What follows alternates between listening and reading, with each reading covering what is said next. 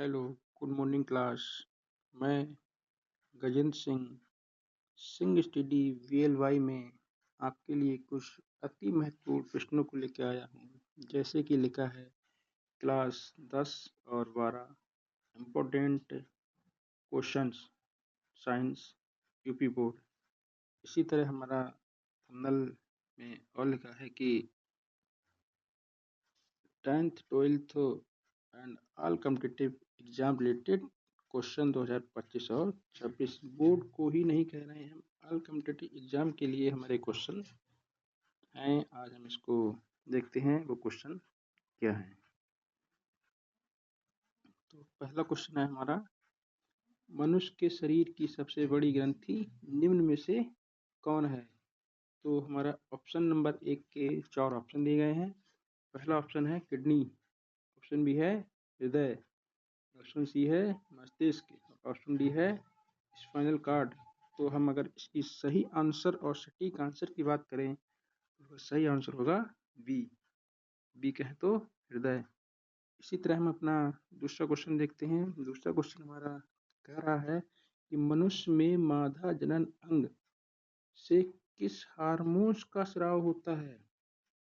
अगर हम थोड़ा इसे इंग्लिश में देखें तो कह रहा है कि ह्यूमन में फीमेल रिप्रोडक्टिव ऑर्गन से किस हार्मोन्स का फॉर्मेशन होता है या सिक्रेशन होता है। तो ऑप्शन में है हमारा ए एस्ट्रोजन, ऑप्शन बी है प्रोजेस्टेरॉन, ऑप्शन सी है रिलैक्सिन, ऑप्शन डी है सभी कथन सत्य हैं।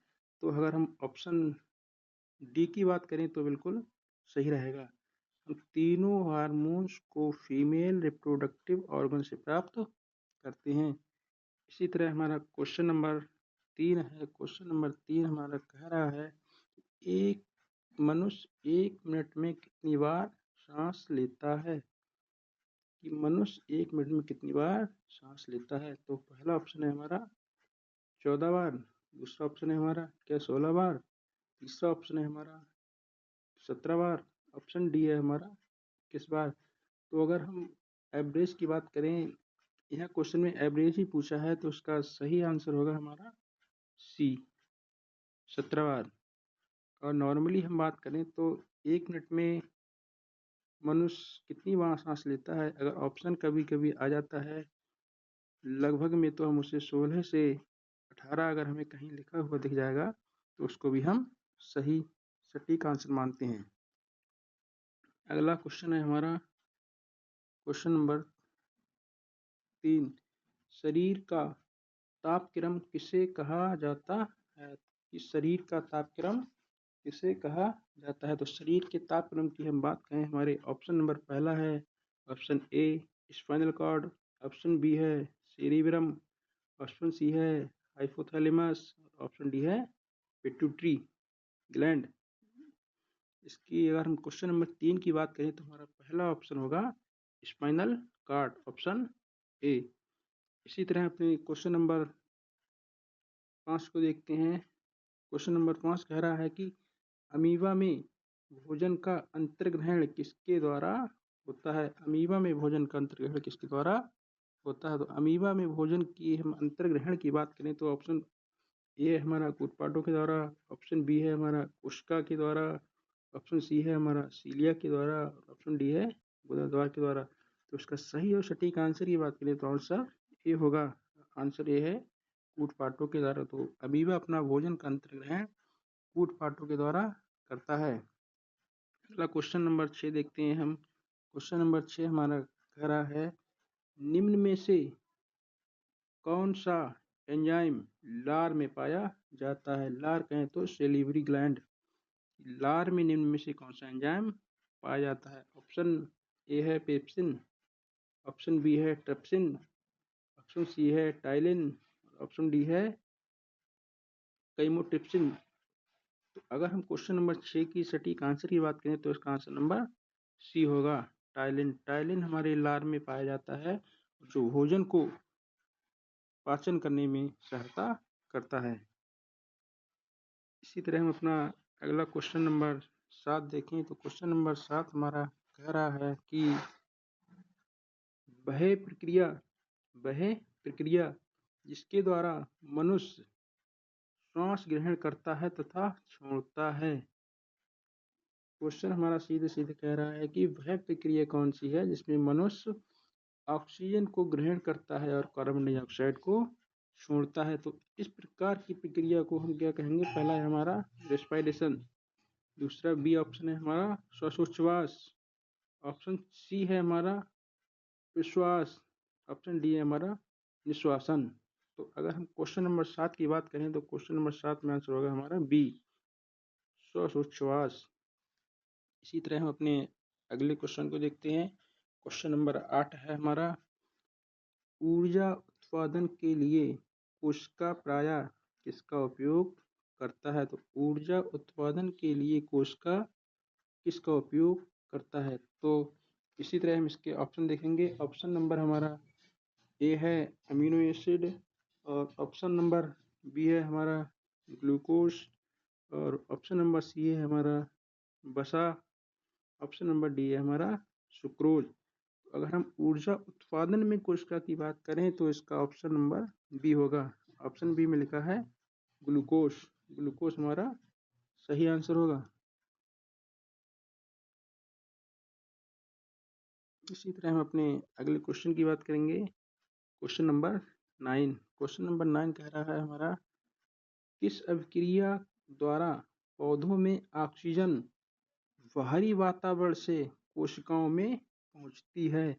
जो पौधे होते हैं वो रेस्पिरेशन किस प्रक्रिया के द्वारा करते हैं? तो पौधे रेस्पिरेशन हमारे किस प्रक्रिया के द्वारा करते हैं? इसके हम 4 ऑप्शन देखते हैं। जैसे हमारा पहला ऑप्शन लिखा है किण्वन, ऑप्शन बी लिखा है हमारा विसरण, ऑप्शन सी लिखा है हमारा दहन, ऑप्शन डी लिखा है हमारा प्रकाश संश्लेषण। तो पौधे जिस प्रक्रिया के द्वारा ऑक्सीजन को वातावरण से कोशिकाओं तक पहुंचाते हैं वो हमारे पहुंचाते हैं ऑप्शन नंबर बी, और ऑप्शन बी में लिखा है विसरण। तो पौधे विसरण के द्वारा ऑक्सीजन को ग्रहण करते हैं। इसी तरह हम अपना अगला क्वेश्चन देखेंगे। क्वेश्चन नंबर है हमारा 10। क्वेश्चन नंबर 10 कह रहा है, मनुष्य का हृदय 1 मिनट में कितनी बार धड़कता है? देखो क्वेश्चन यहाँ पिछले भी क्वेश्चन था उससे संबंधित आया है। उसमें था कि 1 मिनट में मनुष्य कितनी बार सांसें लेता है। इस क्वेश्चन में पूछ रहा है कि 1 मिनट में मनुष्य का हृदय कितनी बार धड़कता है?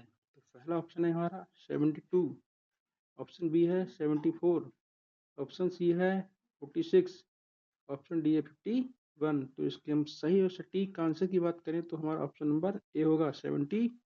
72 बार हमारा एक सामान्य मनुष्य का हृदय धड़कता है। इसी तरह हम अपने अगले क्वेश्चन की बात करते हैं।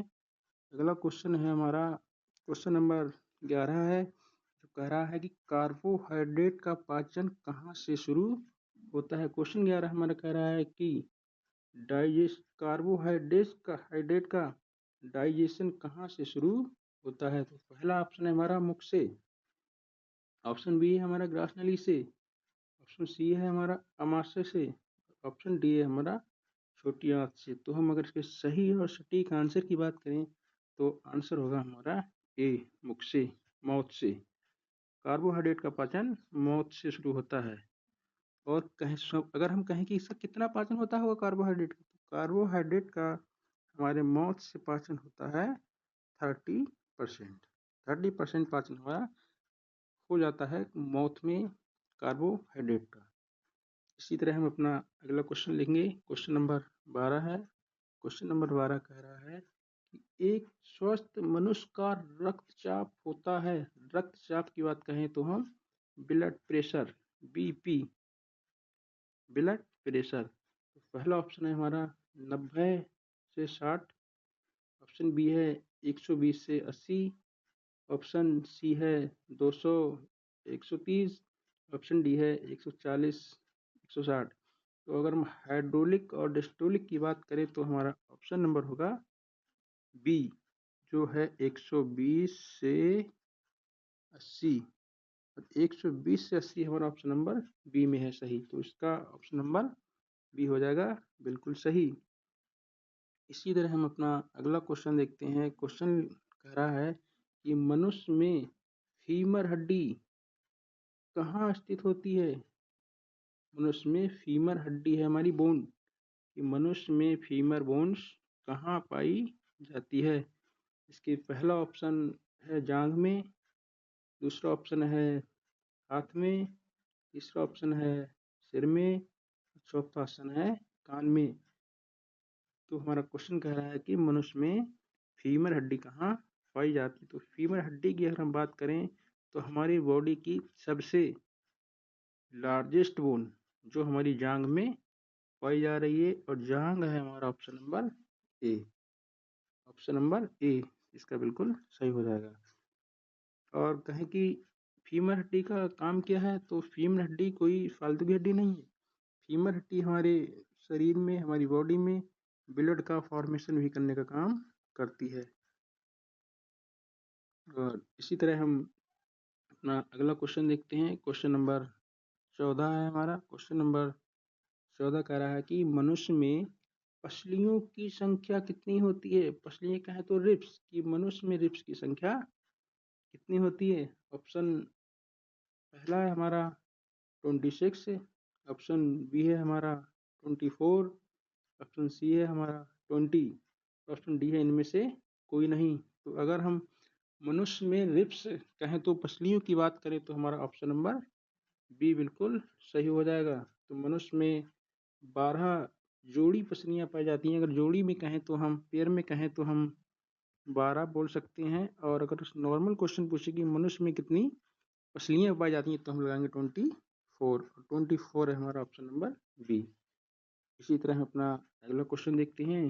अगला क्वेश्चन हमारा कह रहा है कि मनुष्य में बुद्धि एवं चतुराई का केंद्रक किसे कहा जाता है। मनुष्य में बुद्धि एवं चतुराई का केंद्रक किसे कहा जाता है। तो पहला ऑप्शन है हमारा सेरिबेलम, ऑप्शन बी है हाइपोथैलेमस, ऑप्शन सी है सेरिब्रम, ऑप्शन डी है स्पाइनल कॉर्ड। तो इसका सही और सटीक आंसर की बात करें तो आंसर हो जाएगा हमारा सी। आंसर सी, आंसर सी में लिखा है सेरिब्रम। सेरिब्रम हमारा इसका बिल्कुल सही आंसर हो जाएगा।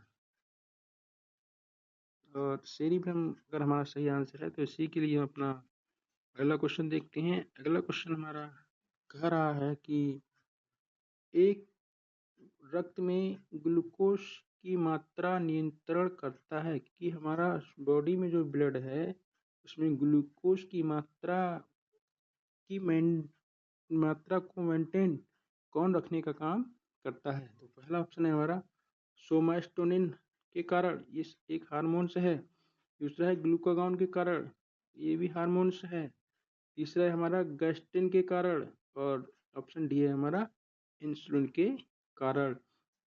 तो रक्त में ग्लूकोज की मात्रा को नियंत्रित करने वाला हमारा होगा insulin. Insulin option number D. Option D हमारा बिल्कुल सही आंसर हो जाएगा।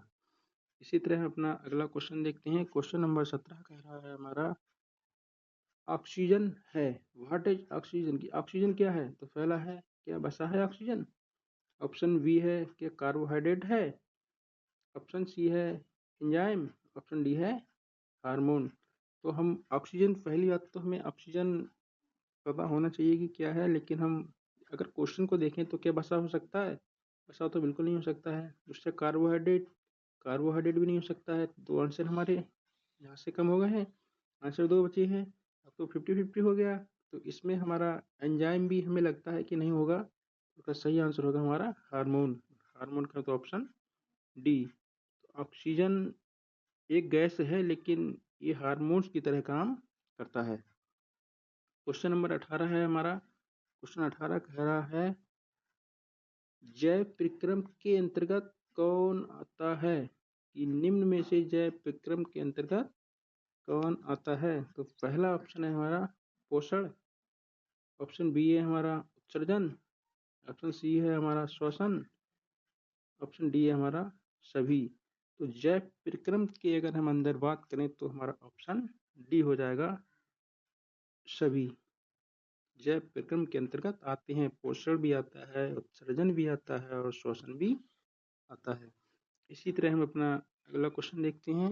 अगला क्वेश्चन हमारा कह रहा है कि मनुष्य में मुख्य श्वसन अंग क्या है? मनुष्य का रेस्पिरेटरी ऑर्गन निम्न में से कौन सा है? तो पहला है हमारा फेफड़े, ऑप्शन बी है नाक, ऑप्शन सी है ट्रैकिया, ऑप्शन डी है फ्लोम। तो अगर हम श्वसन अंग की बात करें मनुष्य का, तो ऑप्शन ए हो जाएगा फेफड़े। इसी तरह हम अपना अगला क्वेश्चन देखते हैं। क्वेश्चन 20 है। क्वेश्चन 20 कह रहा है कि निम्न में कौन सी बीमारी श्वसन तंत्र से संबंधित है? कि निम्न में से वो कौन सी बीमारी है जो श्वसन तंत्र से संबंधित है? ऑप्शन ए है हमारा डायरिया, ऑप्शन बी है हमारा टीबी, जिसे हम ट्यूबरक्लोसिस के नाम से भी जानते हैं, और ऑप्शन सी है हमारा निमोनिया, और ऑप्शन डी है बी और सी दोनों।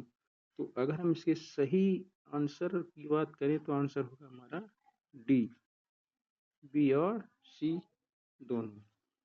इसी तरह हमारे क्वेश्चन आज के फाइनल होते हैं, और हमारे सिंग स्टडी VLY के लिए आपका बहुत बहुत स्वागत है। इसको लाइक और